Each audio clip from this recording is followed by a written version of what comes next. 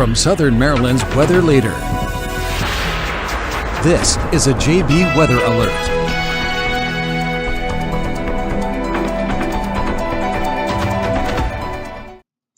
Hello and good evening, everyone. I'm Forecaster John Bordash with you to give you right around a 9 o'clock, 9:15 update on what it is we're looking at outside as we continue to track this broken line of shower, and not even so much broken anymore.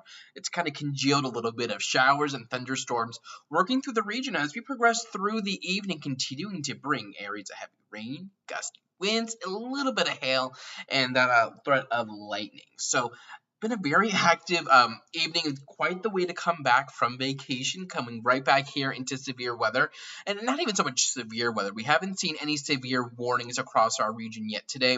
We might see one coming up here in just a second, and I'll talk about that potential, but by and large, this line is sub-severe. We're just really talking about decent kind of early summer like storms. And one new development we just got here into the weather center within the last couple of minutes I do want to quickly touch on is that we do now have a brand new flood warning for southern parts of King George County. This is a threat that we've been talking about with these storms since they're moving slow.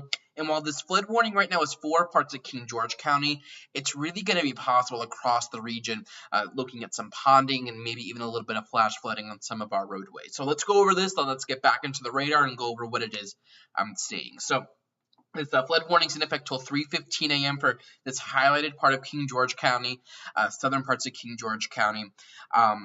This is going to be really talking about flooding of rivers, creeks, streams, and then other low-lying and flood-prone locations. And that's going to be either imminent or actually occurring right now.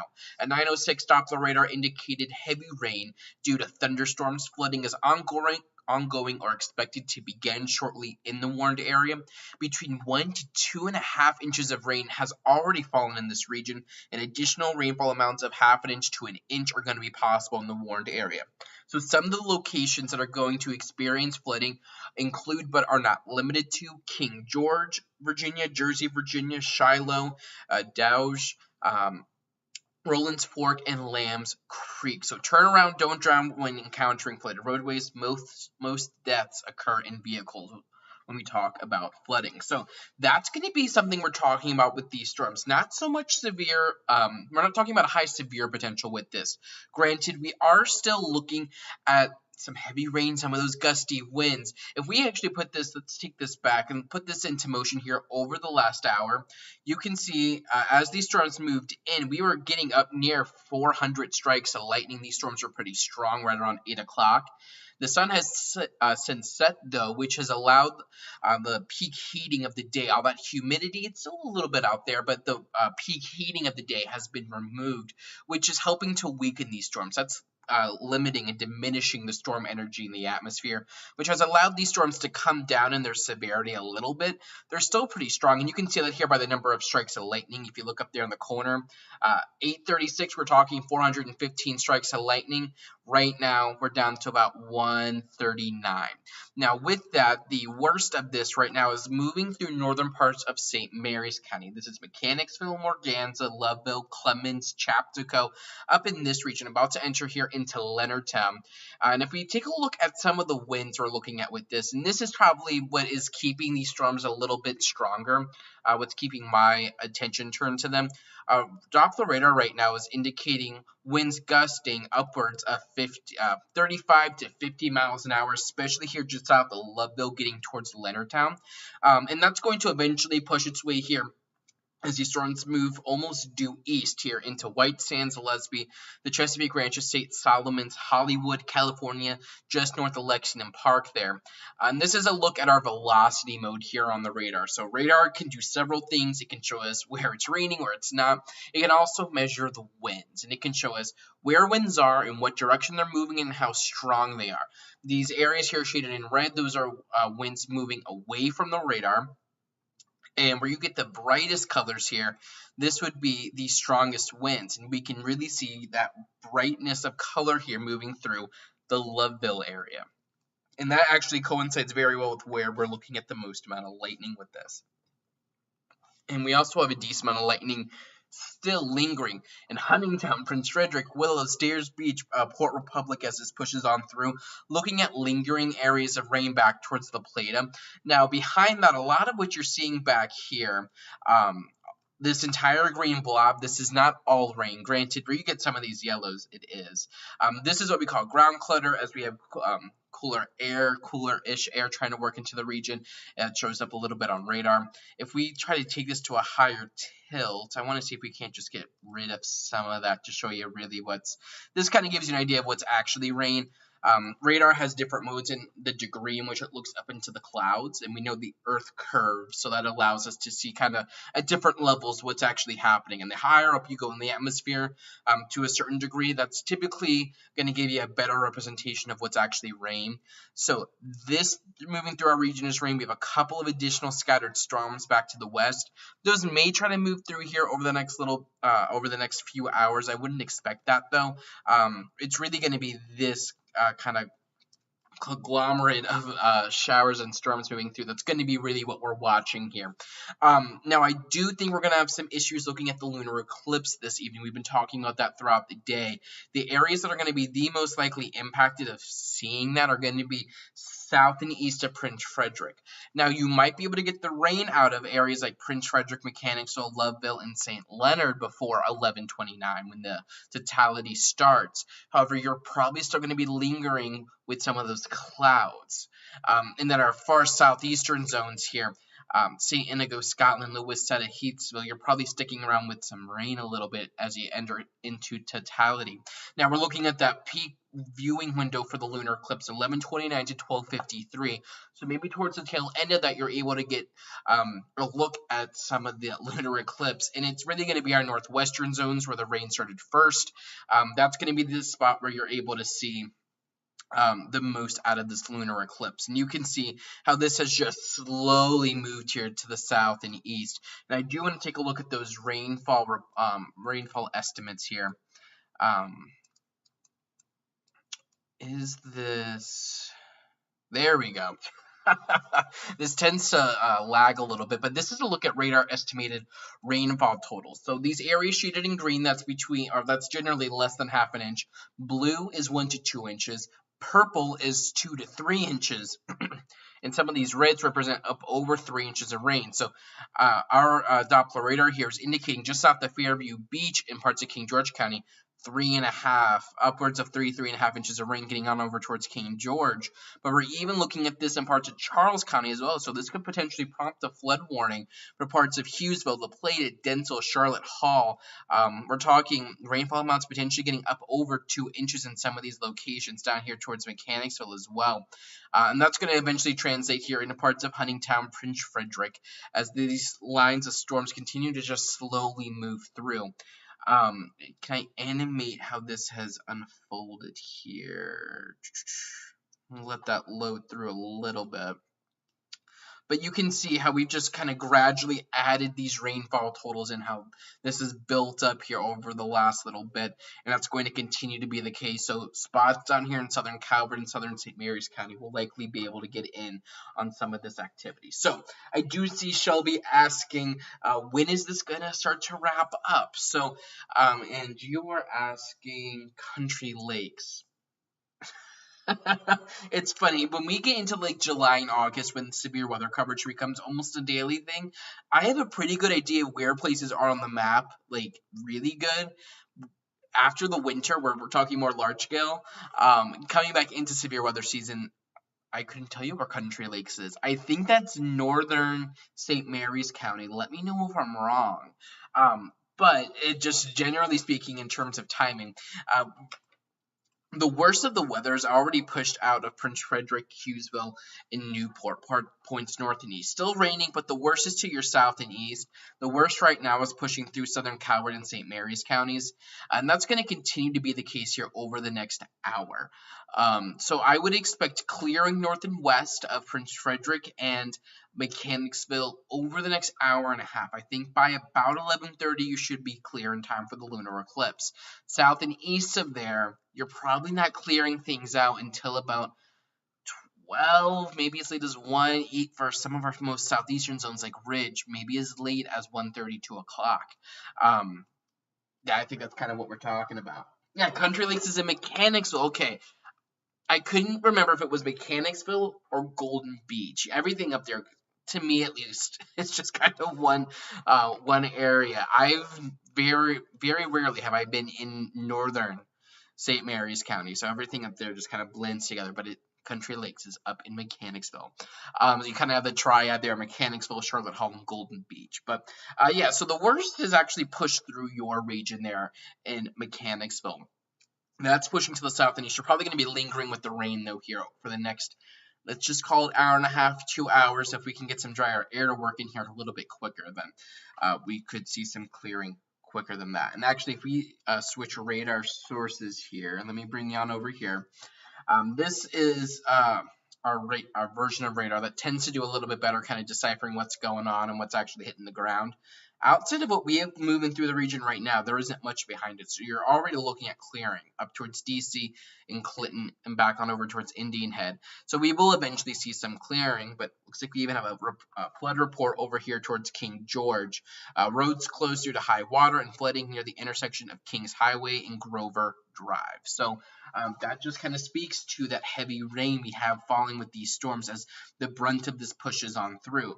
The good news is that we have started to weaken this at least a little bit. And I know if you're in Southern Calvert and St. Mary's counties, you're like, weakening? This isn't weakening. This is like still pretty significant. And it definitely is, but it's definitely not nearly as bad. Let's see. It's pretty active in Oakville and the Loveville area. Do I think we will get hail tomorrow? Let me go on over to that because that is a great segue. So that's the current flood warning. Let me come here first. Tomorrow offers us a severe weather threat, and I have a whole article on jbweather.net. Head right over there, check that in your web browser. This will be the first article that pops up for you. That really goes in depth of what we're talking about, and if you don't even want to read everything in depth, there are a couple of graphics there, but this is kind of a overview because I think that post kind of got buried within all the today's weather stuff, right? So we were worried about tonight's storms where this update might have been lost in there. Totally understandable. Facebook and Twitter have really weird algorithms. So we have warm and humid conditions. Also, side note, these updates broadcast, I believe, still. And actually what we'll do, because I'm interested, I'm always live, so I can't ever check this out myself. I want to take us on over. Sorry, I thought about this. So this is, again, jbweather.net. You come over here, forecast, enhanced risk of severe storms. You click on that. This is the entire update. Futurecast is there, all the information. What I want to do, so if you come over here, jbweather.net, you have several different things. You click on live. I want to see. Oh, it says offline, so I need to fix this. This should be a live stream of what's going on right now. So now I know that needs to get fixed. And then you can also come over here to radar. Which is a great tool, especially when I'm like asleep or on vacation. You can come right on down and you can see where the rain is. Click on this little button. You got Futurecast here over the next hour. You put that into motion and it shows you what's happening over the next hour. It's still going to rain, but the worst of the weather then is moving to southern St. Mary's County. So that just, sorry, I got off track there. But warm and humid conditions surging northward tomorrow. We're going to top out around 80, kind of where we were today. Humidity is going to be pretty high, feeling like June out there in terms of humidity. We have colder air back to the west, and colder, we're talking 70s, lower 70s, upper 60s, back up to the west. That's going to be pushing through the leading edge of that's going to be a cold front. That cold air and warm air are going to butt heads as we head towards tomorrow afternoon and evening as that cold front works to the east. That's going to lead to the development of thunderstorms. Today, we had ample amounts of storm energy around. We were lacking some of the upper level atmospheric factors that kind of drive severe weather threats. Not that much wind shear. We were lacking a little bit in upward motion. Not a lot of large scale rotation today. So while storms were able to develop, thanks to the storm energy, they haven't been allowed to get super severe because the atmosphere hasn't been conducive for that. Tomorrow, we keep this same storm energy levels around, which is brought to you by that warmth and that humidity. That leads to what we call CAPE, convective potential energy.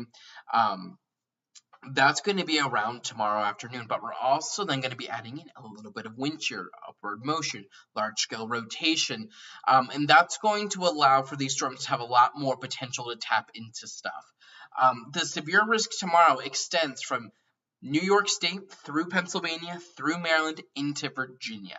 So that entire swath of the country is going to be under the potential gun for some severe weather.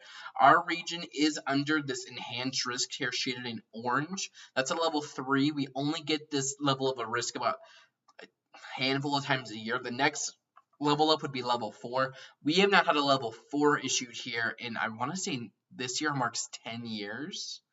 Since our last significant level 4 risk. So this is pretty much as high as we go here locally, so it is pretty substantial. Damaging winds, that's going to be the main threat. As that cold front moves on in during the evening rush, 4, 5, 6, 7 o'clock tomorrow evening, we're likely going to look at a line of storms that tries to develop. With that will come the risk of damaging winds. Heavy rain, almost like what we're looking at right now. That's going to push through tomorrow evening, or before sunset. So we're going to keep the heating. So these storms have been weakening a little bit this evening as they've pushed on in. Tomorrow we're keeping that heating around. So it's going to allow them to stay severe a little bit longer. However, we could see additional storms develop out ahead of that line. If that happens, those storms might have the potential to rotate a little bit. We're probably talking about 1 or 2 of those storms, and where those storms form is still kind of a toss-up. Do they form over our region? Do they form further north, further south? I would probably give a slight lean to these storms developing a little further north tomorrow. The prefrontal ones, the ones that have the potential to rotate. New York State, Pennsylvania might be the best zone to see that happen, but it could happen in our region as well. So that could start as early as 2 o'clock. So we'll just highlight 2 p.m. to 7 p.m. tomorrow as the time frame to look at the potential for severe weather tomorrow. Not a guarantee, not a promise of storms. These outlooks and these forecasts are there to alert you to the potential of storms. This is a setup we refer to as a high boom, high bust type of setup. So the bust side of this, we don't see any storms. It's kind of like the boy who cried wolf, right? We've said that we could be looking at storms, something happens, people get mad that nothing happens. That would be the high bust. That's definitely possible. It's possible we just see some showers work through. Maybe some of you don't see much at all. Now, the high boom side is that this severe weather threat really takes off, really gets focused on our region. The kind of wild card here that's going to determine this is going to be the amount of sunshine we get into late tomorrow morning into the evening hours. We have rain moving through right now. We're going to keep the rain and some spotty cloud cover throughout the night tonight. Fog's going to develop tomorrow morning. Could look at it in fog advisory. Some areas of drizzle tomorrow morning. We should see that burn off before lunchtime. The longer that takes to happen, the lower the severe weather threat, because we're not being able to tap into a whole bunch of prime middle of the day heating. That lowers the storm energy, and that then in turn lowers our severe weather threat. That happens sooner. Let's say it's like 8, 9 a.m. and we're already starting to see the sun come out. We're really warming things up. That's then going to translate into a higher severe weather threat. So when do we see the sunshine? This is almost always the case with mid-Atlantic severe weather events, and it's kind of 50-50 with what happens. In my 9 years of forecasting experience, about half the time these weather events, they bust. The other half, they boom. So we'll watch and see kind of what's going on tomorrow as these move on through. So let's come back over here to the radar. I did see someone say that they don't have anything in the Ranch Club yet, but don't worry, that's about to change. James says that he's surprised that these aren't severe, and actually that it doesn't surprise me too much, as these storms are back out towards Virginia. We did have a couple of severe storm warnings with these, but we've lost the peak heating of the day, so that's limiting the storm energy out there. That's really bringing down those CAPE values, the energy these storms have available to them to tap into. Lightning actually is not a criteria for severe weather. For a storm to be considered severe, the criteria that they can meet, there are 3 potential criteria. They only need to meet one of them. A tornado, we don't have that. Hail over 1 inch in diameter or quarter size, we don't really have that. That was a threat earlier this evening, but that threat's diminishing. Or 58-mile-an-hour wind gusts. So the only one I think we have the potential to meet are 58-mile-an-hour wind gusts. And let's see what we have going on. Earlier, we were maybe looking at 50-mile-an-hour wind gusts, and we're really only talking 40-ish. So still up there. I mean, these storms are still strong, but we're not meeting that severe weather criteria to get those warnings issued. We're sitting below that with wind gusts coming down from about 50 miles an hour about 10 minutes ago down to about 40 miles an hour now. And that's just because we're losing that heating and that potential energy. With that said, though, we have areas of heavy rain, and actually here in the Chesapeake Ranch Estates, where we were just talking, if you're closer towards White Sands, Lesby, Route 4, you're getting in on some pretty heavy rain right now. I believe, James, you're over in Calvert Beach, if memory serves correct from our Twitter interactions. You've seen the heavy rain. Down here towards Cove Point, Drum Point, right here along the Chesapeake Bay, you're not seeing much yet. That's going to change, though. But you see right here, this kind of line that extends out ahead of what we're talking about, this heavy rain. This little line segment right here, that's what we call an outflow boundary. That is where colder air is rushing out as the warmer air kind of embeds in here to the storm. So that is what's allowing for these storms to continue to maintain their strength, at least a little bit in part. So we're going to see kind of where that is passed. That's going to be fair game to see these storms move through. So you're going to see these decently strong storms push through into parts of the region. We have a pretty decent cell here over parts of the Potomac River. See if we have a special marine warning. We don't have one on this yet. This is just to the south of Colton's Point, just north of Montrose. This will pass north of Cove Point in Virginia. This will come onshore as everything moves due east on over towards Callaway, Valley Lee, and Tall Timbers here over the next 20 to 30 minutes or so.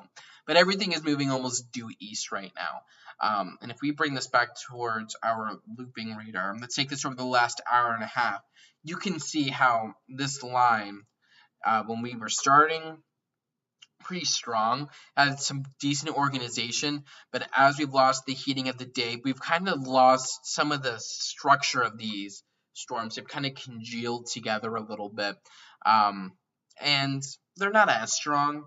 They've kind of just become into more of a messy line of heavier rains pushing on through. With that said, though, we are still looking at heavy rain with these. Let's come back over here towards rainfall estimates. Let's turn lightning off quick.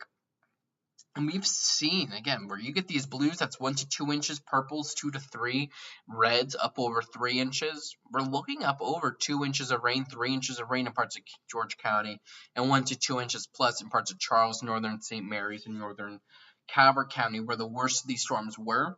You will probably get in on upwards of half an inch to an inch of rain in southern Calvert, southern St. Mary's counties. But you might not see these types of numbers of 1 to 2 inches of rain in these regions.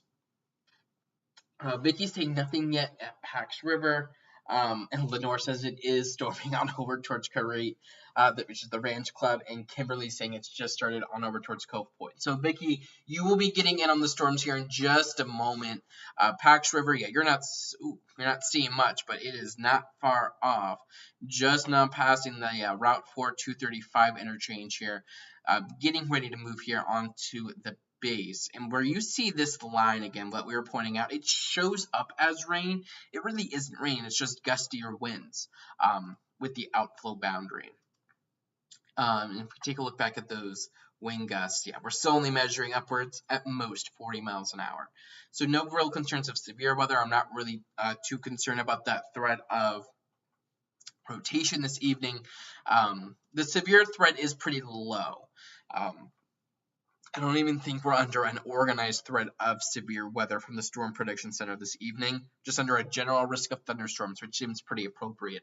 Tomorrow afternoon and evening will be when we're really talking about the prime time to see the potential for some storms. So we'll continue to watch this. This might be my last update of the evening. There isn't much else I would add to what's going on.